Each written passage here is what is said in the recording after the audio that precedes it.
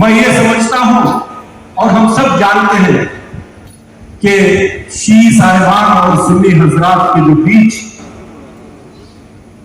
میں نہیں سمجھتا کہ کوئی اصولی اختلافات ہیں.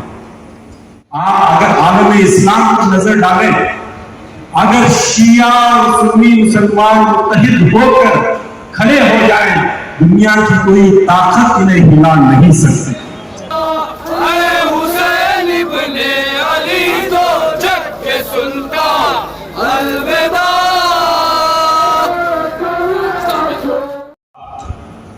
ایک ایسا واقعہ ہے، شاید وہ دیکھ کر اس آسمان کے بھی آنسو نکل آئے گے،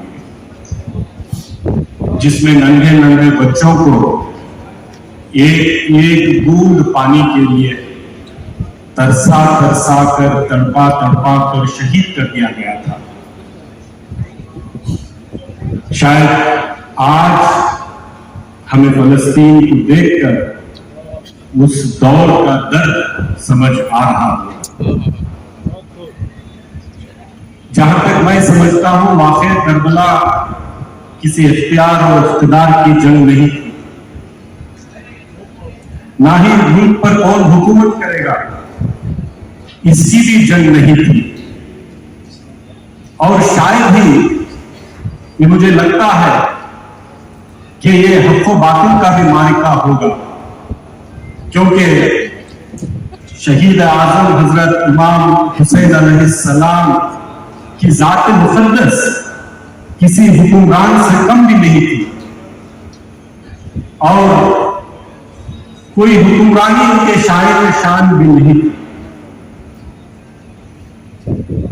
اگر آپ یزید کے ہاتھوں بیعت کر لیتے تو شاید آپ کی اور آپ کے اہل عیال کی جان بچ جاتی، نہ صرف جان بچ جاتی، آپ کو مال و دولت سے مالا مال کر دیا جاتا، بڑے سے بڑے عہدے پر آپ کو بٹھا دیا جاتا، اور بڑی سے بڑی جائیداد آپ کے نام کر دی جاتی. لیکن آپ نے ایسا نہیں کیا. آپ نے یزید کے ہاتھوں بیعت نہیں کی. کیا وجہ تھی کہ آپ نے یزید کے ہاتھوں بیعت نہیں کی؟ ان کی وجہ یہ تھی کہ یزید کا جو نظریہ ہے آپ کے نانا جان حضور صلی اللہ علیہ وسلم کے نظریے سے متضاد تھا. یزید کا جو نظریہ تھا اور آپ کے نانا جان حضور صلی اللہ علیہ وسلم کا نظریہ تھا، وہ بہت الگ تھا. آپ کے نانا جان حضور صلی اللہ علیہ وسلم کا نظریہ اجتماعی نظام کا قیام تھا، جس کا مرکز مسجد تھی. یزید کا جو نظریہ ہے وہ ملوکیت کا قیام تھا، جس کا مرکز دربار شاہی تھا. آپ کے نانا جان حضور صلی اللہ علیہ وسلم کا جو نظریہ تھا، جس کا مرکز مسجد تھی اور جس کی بنیاد باہمی مشورہ تھا. لیکن یزید کے نظریے کی بنیاد آمیریت تھی، بادشاہت تھی، ڈکٹیٹرشپ تھی. یہ آپ کو خطۂ منظور نہیں تھا. اگر ہمیں واقعہ کربلا کے فلسفے کو سمجھنا ہے تو ہو سکتا ہے اس کے پس منظر کو، اس کے محاورات کو بھی سمجھنا ضروری ہے. اس کے بغیر واقعہ کربلا کے فلسفے کو ہم نہیں سمجھ سکتے. میں یہ سمجھتا ہوں اور ہم سب جانتے ہیں کہ شیعہ صاحبان اور سنی حضرات کے جو بیچ میں نہیں سمجھتا کہ کوئی اصولی اختلافات ہیں، نہ ہی کوئی دینی اختلافات ہیں. شیعہ صاحبان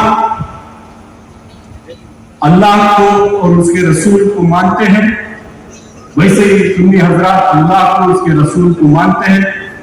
شیعہ صاحبان کا ایمان بھی قرآن پر ہے، سنی حضرات کا ایمان بھی قرآن پر ہے.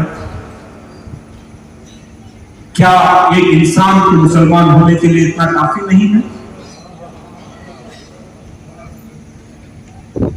کیا ایک انسان کو مسلمان ہونے کے لیے اتنا کافی نہیں ہے؟ قرآن کے مطابق ایک مومن مسلمان دوسرے مومن مسلمان کا بھائی ہے، کیا ایک بھائی دوسرے بھائی کا دشمن ہو سکتا ہے؟ نہیں ہو سکتا۔